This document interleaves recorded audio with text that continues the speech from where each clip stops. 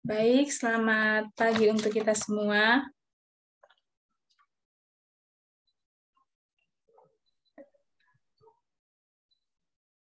Selamat pagi, Ibu. Oke, bagus.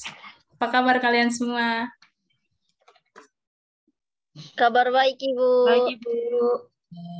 Jadi sebelum kita mulai pembelajaran kita, alangkah baiknya kita mulai dengan doa. Untuk adik Maris, mari pimpin kita dalam doa. Baik, marilah kita menyiapkan hati untuk menghadap Tuhan dalam doa. Dalam nama Bapa, Tuhan, terima kasih karena Engkau telah mempertemukan kami secara online. Tuhan, sebentar lagi kami akan memulai kegiatan belajar mengajar kami. Semoga kami dapat memulai dengan baik dan berakhir dengan baik. Semua doa dan harapan ini ya Tuhan kami serahkan kepada pemulihan perantaraan Kristus Tuhan kami.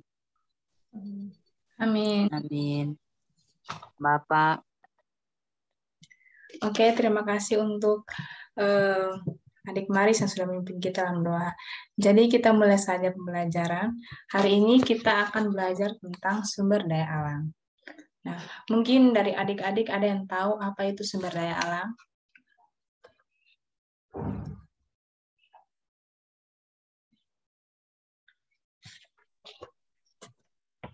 Saya, Ibu.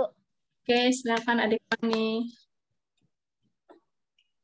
Kalau menurut saya, sumber daya alam itu segala sesuatu yang ada di muka bumi, baik itu komponen biotik maupun abiotik yang bisa dimanfaatkan oleh manusia untuk keperluan keberlangsungan hidupnya, Ibu. Oke, terima kasih untuk jawabannya. Jawaban yang bagus sekali. Baik, menurut Surya Negara, sumber daya alam adalah unsur-unsur lingkungan alam, baik fisik maupun hayati, yang diperlukan manusia dalam memenuhi kebutuhannya guna meningkatkan kesejahteraan hidup manusia. Jadi bisa dibilang bahwa sumber daya alam ini sebenarnya menjadi salah satu penopang kehidupan karena tanpa sumber daya alam kita tidak dapat memenuhi kebutuhan hidup. Artinya sebagian dari kebutuhan hidup kita itu berasal dari sumber daya alam. Nah, di sini sumber daya alam itu terbagi menjadi dua macam, yaitu sumber daya alam yang tidak dapat diperbarui dan sumber daya alam yang dapat diperbarui. Sumber daya alam yang dapat diperbarui artinya sumber daya alam yang ketersediaannya banyak dan jika dipakai terus-menerus, ketersediaannya masih bisa menopang kehidupan manusia. Sedangkan sumber daya alam yang tidak dapat diperbarui, jika digunakan terus-menerus, satu saat juga akan habis. Oke, jadi hari ini materi kita akan fokus kepada sumber daya alam yang tidak dapat terbarui. Maka dari itu, Ibu sudah menyiapkan satu video animasi untuk adik-adik tonton. Akan Ibu putar.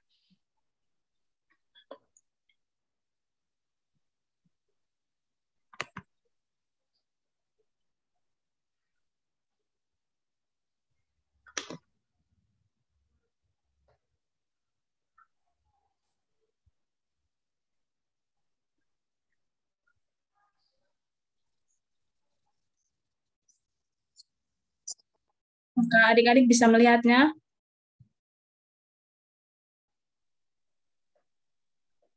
Bisa Belum dilihat? Ibu. Bisa?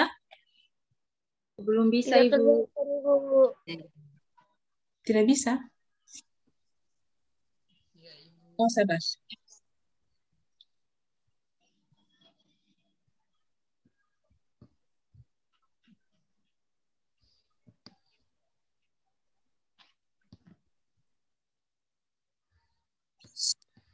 Bagaimana, sudah bisa dilihat? Sudah, Ibu. Oke, baik.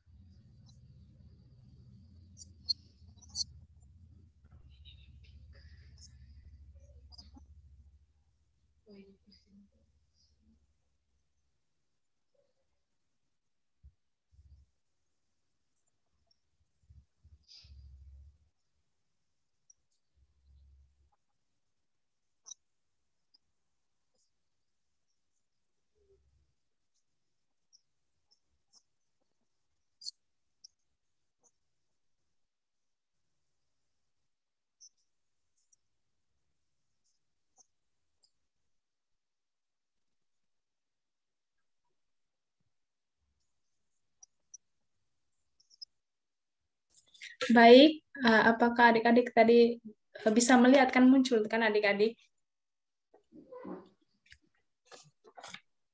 Ya, iya, Ibu. Baik, oke. Mungkin setelah menonton video ini, apakah adik-adik memiliki pertanyaan?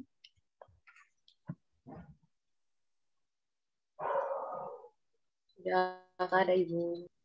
Tidak ada? Oke. Jadi hari ini Ibu akan membagi adik-adik menjadi beberapa kelompok untuk melakukan diskusi. Di sini mungkin adik-adik sudah melihat lembar kerja peserta didiknya pada layar. Bisa dilihat? Bisa, Ibu. Oke, baik. Eh,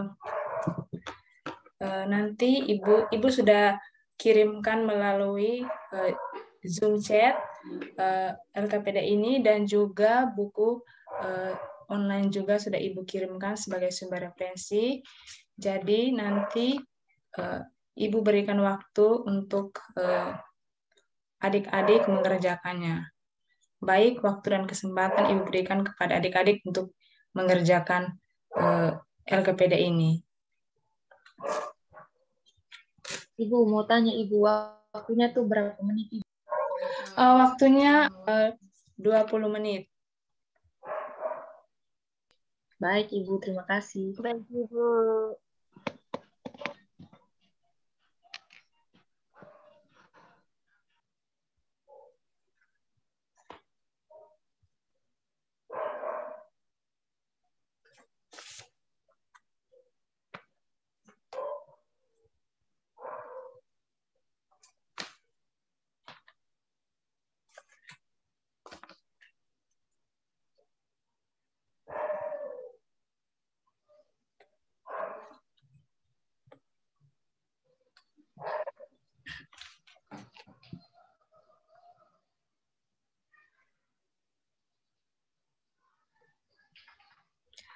Oke, mungkin untuk mempersingkat waktu saja, mungkin apakah ada kelompok yang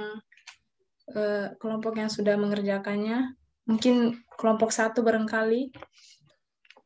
Sudah, Ibu, kan sudah selesai. Oke, baik. Waktu dan kesempatan Ibu persilakan kepada kelompok 1 untuk mempresentasikan hasil kerja diskusinya. Silakan untuk ketua kelompok 1.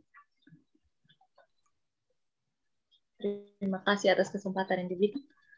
Kami dari kelompok 1 membahas sumber daya alam yang tidak dapat diperbarui antara lain batu bara, minyak bumi,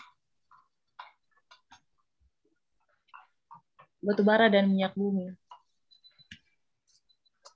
Untuk batu bara, potensi batu bara di Indonesia diperkirakan sebesar 36 miliar ton yang tersebar di wilayah Sumatera sebesar 67,83%, di Kalimantan sebesar 31,64%, dan di pulau lain sebesar 0,53%.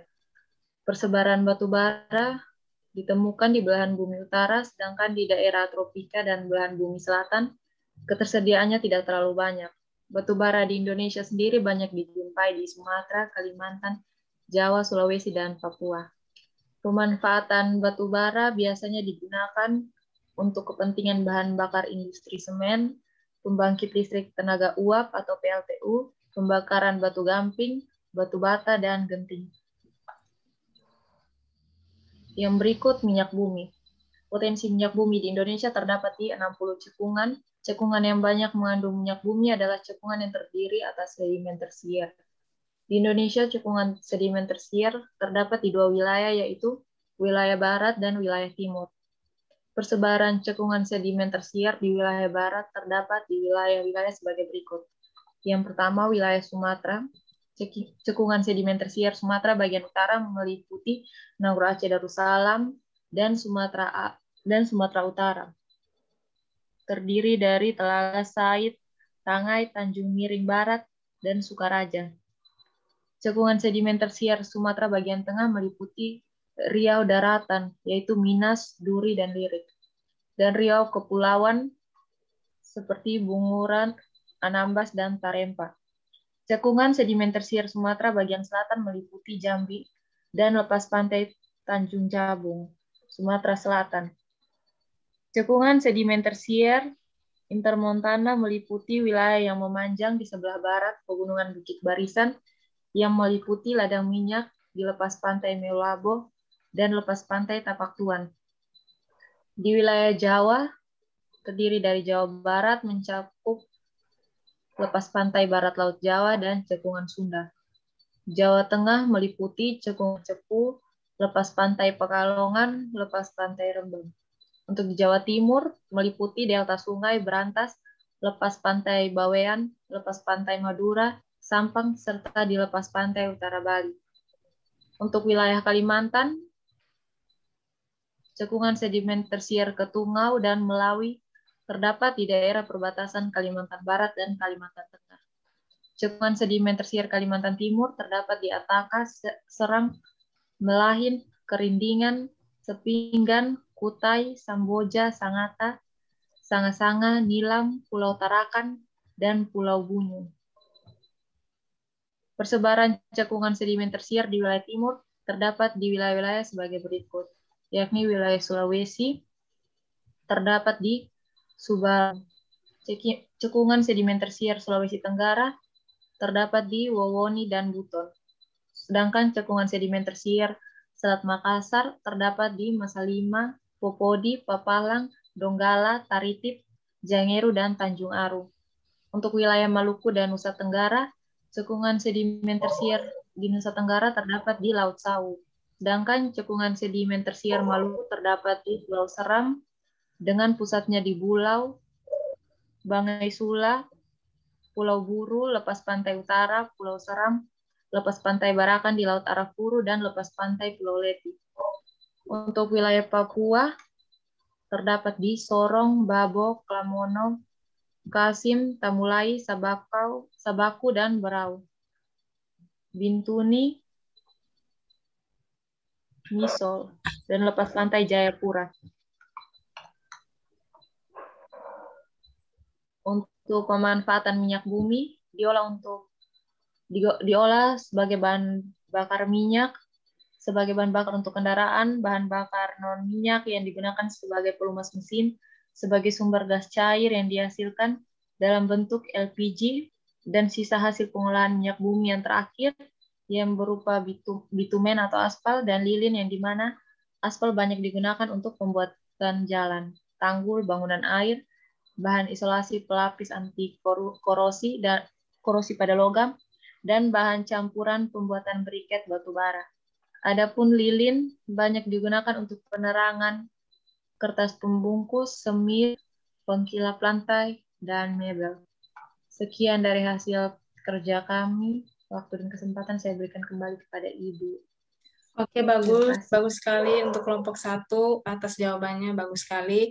Mungkin ada adik-adik yang ingin bertanya kepada kelompok 1, mungkin ada yang belum paham atau bagaimana. Ibu persilakan.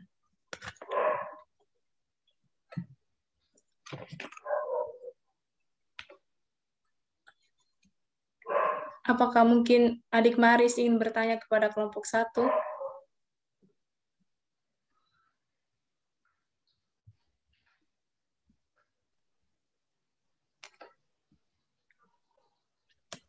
Cukup, Ibu. Oke. Untuk adik Fani mungkin bagaimana?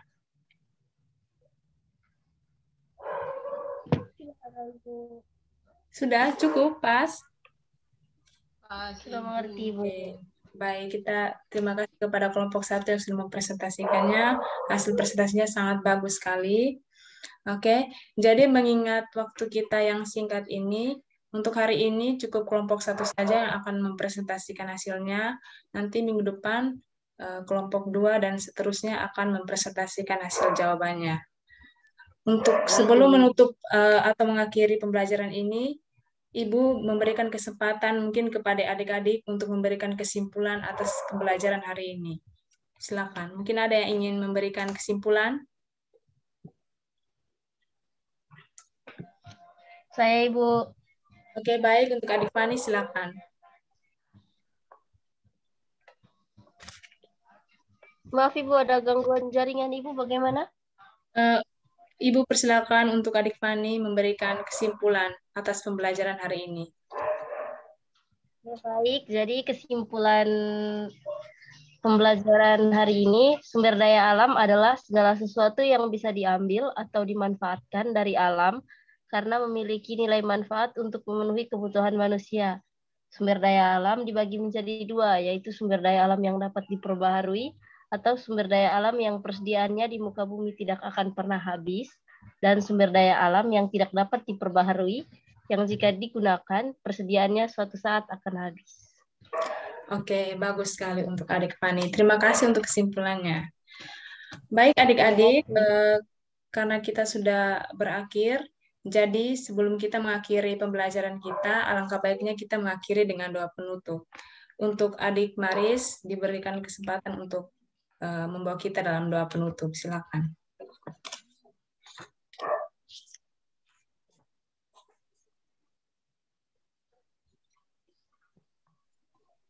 Marilah kita menyiapkan hati untuk berdoa. Dalam nama Bapa dan Kudus. Amin. Dalam Bapa dalam kerajaan surga, terima kasih atas